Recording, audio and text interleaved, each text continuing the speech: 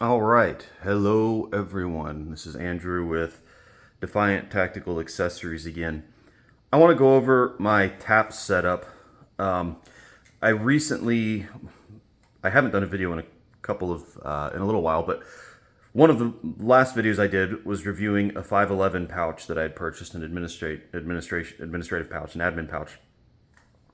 And I believe when I went over it, I had it mounted to the center of my taps here. As you can see, I've since removed it. I may have done a video talking about that decision. I don't remember. But I went back and looked at my videos, and I haven't done one kind of going over my setup in general. So I'm going to talk about this a little bit and why I have it set up like this. And then we can go from there. So in general, I like the taps. Just talk about the rig in general. I don't think it works all that well as a true chest rig. And what I mean is because of its size, the depth of the magazine pouches, and its overall configuration, I really don't think that it works so well riding high like a chest rig should. And the other aspect is how far around to your sides that it wraps. Wearing it like a chest rig puts these side pouches in a position, for me at least, if I wear it at the height a chest rig should be. It puts those pouches in a position where, number one, I can't really get to them that well, and number two, they really impede my arms, from my elbows up to my shoulders, from being able to move. So where I end up wearing this is more almost like a belly rig, I guess. I wear it lower, about where if you were wearing a flick, where your magazine pouches would land. And I think that that's probably the best way to run this kit. If you want a chest rig, you should get a chest rig. And I think people refer to this as a chest rig, but I really think that the way that I just described is the best way to run it. Mine was originally in UCP when I purchased it. I don't think I've painted the back, but it's not UCP. Anyway, it was UCP when I purchased it, and I just spray painted it. So you can see the colors. I got some brown and some foliage green from Walmart. They sell camo face paint. I think it's Rust-Oleum brand. And so it does pretty well. It's not permanent really, but it holds up. You can see that there's some fading and stuff. It looks like it's been used. It has been used. I like to go and dig around and crawl around in this.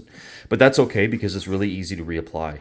I had someone on Reddit once ask me how it does with IR, and I have no idea. I'm honestly totally unprepared for any sort of IR fight. So, as with some of my other rigs that I've shared here, I think that general purpose, to a degree, is a principle that should be adhered to with these rigs.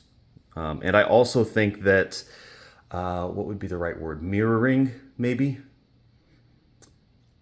Yeah, mirroring the rig is also an important principle. Meaning that the sides should be close to the same configuration. And that encourages you to both be balanced, and it feels right to me. I don't know, for whatever it's worth. So I've tried to apply those principles to this rig, and we can kind of go through what I've got set up here. As I mentioned I may have mentioned in the admin pouch video, I don't remember if I uploaded it, but I had the admin pouch here. It looks fine, it feels fine until you go prone. When you go prone, it sucks.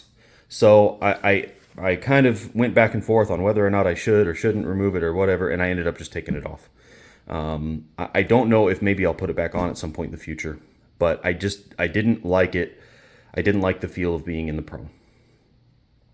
So starting from the center, I guess I have two magazine pouches. They're opposite each other. They're not really meant for magazines. This rig isn't really meant to support the use of a pistol, if I'm being honest. Given where it's at, if I wanted a pistol, I'd have to put it on a drop leg holster. And I don't really, I have one, I have a few, I just don't really like them. It's really meant more to support a long gun. But I could throw some pistol magazines in there, flashlights, whatever. They're just, again, these are sort of somewhat general purpose. I'd rather have something that has Velcro, only because I can usually adjust the height of the strap, which would make them even more generally useful. So, you know, multi-tool, knife, whatever I want to put in there. Moving out, I have 2 double magazine pouches, and these can be used for a number of different things. I'm going to start on this. Well, obviously they can hold, they can hold a smoke, right? So it'll take a smoke. They can hold 2 magazines. They can hold an IFAK if I wanted to put it in there. They can hold a variety of things. Typically, the way I have it set up is I run a smoke in my left one here, and then the right one, I bounced around a little bit. Yesterday, I made a decision about how I want to run this, and as you can see right now, I have this magazine, a single magazine stuffed into it, and I've got an insert in here that we carry. You can see the insert holding the magazine in, and it's bending out and pushing into the magazine. We'll talk about that a little bit more in a minute. But it can, that gives me the ability to expand up to, 4 additional magazines on top of what the normal capacity of the rig is. So I normally have 6 in these pouches in the back. Then you can carry up to 2 more. So, right, that lets you bump up to 10 mags right there. And then moving out further, I have this general purpose canteen pouch, which typically has a canteen in it, but can be transitioned, opened up like this as a dump pouch. I've been practicing with this and using it as a dump pouch, and honestly, I'm having some second thoughts about that purpose. It's not a great dump pouch, and it does the job. But if for some reason you're going through mags and you end up using it to dump 3-4 mags into it, you start running into issues just because of how it's not super deep, and but it is wide enough that if the magazine falls over, then now you're going to be having a hard time getting another mag in there. I'm not totally satisfied with this as being used as a dump pouch. I've tried playing with mounting a dump over here, and I don't really like that any better. I haven't changed it because it seems to me unlikely that I would find myself in a situation dumping through 4 or 5 mags and wanting to put them all in a dump pouch like that. I don't know. I've also been playing with just re-indexing the magazines in here when I'm done. And so I'm kind of on the fence about that. But that's what I have over here. I have a Lensatic compass, just a GI one in here. And I think I used to have a multi-tool back here, but I moved it. Actually, what is back here? Oh, there we go. Water purification tablets. I moved the multi-tool over to my battle belt. All right, coming over to the other side, this is just a USGI IFAK kit, and it is in IFAK. So just it's got the insert and all the goodies inside. I don't put the tourniquet in here. I want it to be a little more accessible. So I'll show you where I keep that here in just a second. Wow, trying to look at the camera while I close this is really hard. There we go. All right, standing it up, you can see that I've just got my 6 mags here. What I did is 3, 4, 5, 6, all 6 of my mags. What I've done is I put my tourniquet over here for now in one of these pouches. I'm not sure if that's really where I'm going to want it to stay, truth be told. I might end up either trying to find a way to put it down here or replace, despite the fact that I don't like specialized pouches, I might replace this with a tourniquet pouch. I've carried it in this pouch before. I've carried it in a magazine pouch before, and I may do that as well so that it's something a little bit more accessible. I haven't decided exactly. So I've just got my mags up here. I think I've actually running 7 mags right now. I probably will drop one down and maybe move that's probably what I'll do. I'll move one over to my tourniquet over right here. So let's talk about why I'm running my mags like this. So I've been doing over the last couple of days some drills practicing speed reloads with this. And in my practice, what I found is that it is really cumbersome, more cumbersome than it should be, I should say, to perform a speed reload, dropping the empty magazine and then pulling from here. All right. And a couple of days ago, I watched another YouTube video. Actually, I think it may have been a Haley video. He talked about, on my battle belt, I have a speed reload magazine pouch, almost exactly like this on my weak side. And he talked about, or maybe it was another video. Anyway, I was watching a video and they talked about having a speed reload pouch and the rest of their magazines with better retention. And I didn't really think about it much, but as I was messing after listening to it, but it sort of just planted the seed. And so after messing some more with practicing speed reloads out of this, that video came to mind, and I thought, well, I've got this R&D retention insert, so let's see what happens. So I put it in there, and it didn't really retain. It retained, but the insert with repetitive motion would come out. So what I ended up doing is I took a heat gun and I heated up the front part of the retention tongue, if you will, and I bent it outward so that it bites into this pouch. And I've performed a ton of reloads with this since, and it retains just fine. And it doesn't come out of the pouch anymore. So we'll continue to play around with that. I know you can see the back is exposed. I don't really love that, but it seems to be working okay. I think this is a good compromise. It gives me that faster reload. The other cool thing is that not only do I have a faster reload here, but if that is my go-to position number one, my go-to for a new magazine on my battle belt is going to be to drop my right hand over towards my right side, right down at the belt line. This is a fairly similar motion. That's where the magazine is. And my next reload is right here, which is also a fairly similar motion. So that's pretty cool. I have two reloads that are basically going to take the exact same motion to get to. I think that that's worthwhile. That's a fairly good economy of motion and sort of economy of your muscle memory, right? Then aside from that, I just go ahead and spread my magazines out over here. There's a lot of hate for these things, and honestly, I haven't found that myself yet. That is the straps here that come with the TAP by default. I just don't hate them. They're not my favorite, I guess.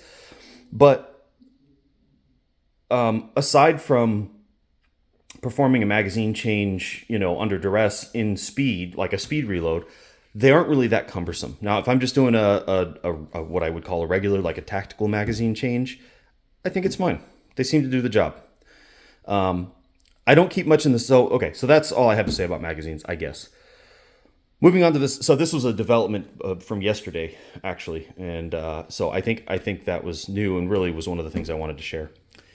I don't put much in the side pouches. I honestly find them to be the one downside with the TAPs is that putting stuff inside of the panel, whether it's in the back pouches or here, really if it's bulky, round like a smoke, or even kind of this tourniquet, it will dig into you. And so that is a problem with trying to stuff things into these pouches. And I kind of wish that wasn't the case, but there's not really a way around it. If it wasn't the case, then I could, and even if I really had to, I could do this. I could move my smoke into that pouch, right? If I'm running a radio, typically I would have used this as a radio pouch probably, but I can run a radio over here. I can also run extra mags here and here, right? So that's also a possibility. I would rather run mags here and here than run a smoke or an IFAK or a radio in those pouches, just because the bulk really makes it uncomfortable to me really quick, which is unfortunate, again, and maybe I'm being a little bitch about it, but because they could be really versatile pouches, right? This is such a size that it could be a radio or a smoke or an IFAK or a mag or a TQ, right? Which is nice that it's so flexible because that gives me a lot of versatility in the rest of my configuration. I just would prefer not to. If I had to go, land on a smoke right here, I would not be happy, right? I mean, you can already see because of the bulk of this, how large that is. Now add a smoke, it's just not great. Just not great. So I don't really keep a whole lot in the back panels. I have a little energy bar over here, a glow stick, a riding pad, a whistle for signaling, and that's kind of pretty much it. I might have an extra antenna for my radio in here. One thing that I did replace is I replaced the shoulder strap on the taps. The issue Y harness is crap. Y harness. I don't know why we keep using those as general issue. They're probably cheap. I'm sure that's why. But this H harness style is vastly superior. I bought this on Amazon. It's made by a company called Krydex. It is of. It was not terribly expensive, and it is really good quality in my opinion. It's made of nice. It's thin straps, but it doesn't feel cheap or lightweight. It comes with the Velcro keepers here. Came with Velcro keepers here. It does the job, and it came with both of these straps. So that is sort of a quick overview of my TAPS rig. And of course, it's fairly well known now. But keep in mind that obviously with these Fastex buckles here, and then over here and over here, you can just slap this onto a plate carrier if you need to quickly add some armor. So that's my rig right now. I'd love to hear more about what you guys use and what your thoughts are about the TAPS and how you wear it. I'd love to know about your configurations. I'm probably going to see if I can source some H harnesses like this, something along those lines that I can carry. And I'm definitely going to be getting in some more of these inserts if that's something you'd be interested in. Hit me up and let me know, and I can get you hooked up. All right, guys, thanks, and we'll catch you in the next one.